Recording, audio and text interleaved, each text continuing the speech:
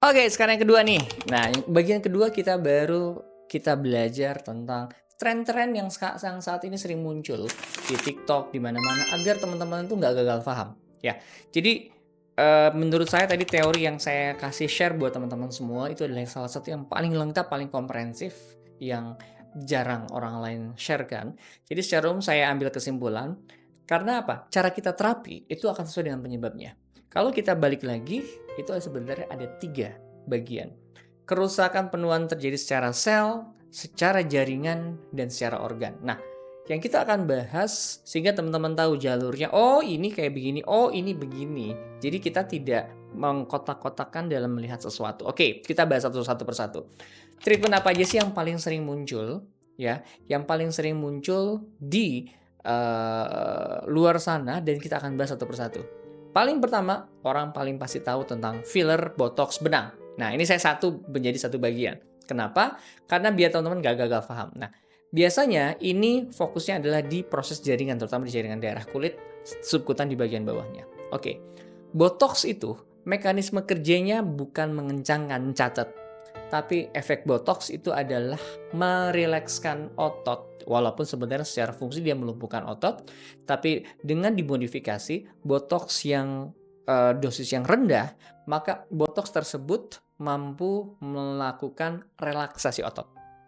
Ya, biasanya dilakukan di bagian atas, paling sering di bagian sini, bagian sebelah sini. Ada yang nanya, "Dok, saya ada smile line, bisa botox nggak?" Kagak, nggak bisa. Ya, jadi kadang-kadang orang tuh suka salah nanya karena dia nggak ngerti. Maka saya jelasin, botox hanya bisa untuk mengurangi kerutan. Satu, itu baru satu fungsi loh ya. Kemudian kedua, bisa mengurangi otot sebelah sini. Kalau otot rahangnya terlalu banyak. Kalau full face biasanya di daerah sebelah sini sampai daerah leher. Ini bisa. Fungsi pertama. Nah, fungsi kedua botox itu paling sering muncul adalah untuk apa? Tapi nggak berhubungan sama penuaan ya.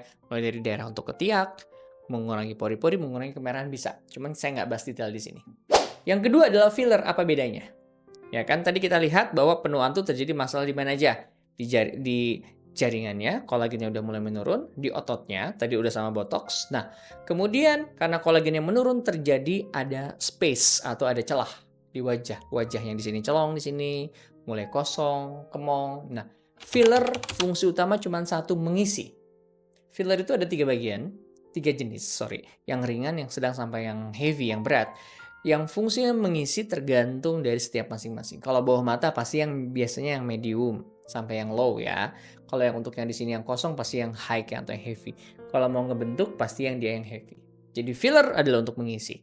Sedangkan benang adalah untuk melakukan proses narik. Ya, proses penarikan benang. Ya, jadi benang itu bisa melakukan proses reposisi dan juga benang-benang yang kecil yang mono itu dia bisa berperan untuk meningkatkan kolagenisasi dan itu ada banyak sekali jurnal-jurnalnya. Jadi itu 3 ya. Bagian pertama adalah botox benang filler ini satu kelompok yang utama dengan tindakan invasif, remodeling invasif. Fase yang pertama ini yang sering muncul. Jadi jangan sampai salah. Botox itu untuk mengurangi kerutan atau melakukan relaksasi otot, filler untuk mengisi celah, benang untuk menarik atau melakukan proses reposisi. Jadi sebenarnya saya nggak setuju kalau benang bisa untuk yang pipi cabi, nggak bisa. Kenapa? Lemaknya nggak hilang. Lemaknya harus dihilangkan. Bagian yang kedua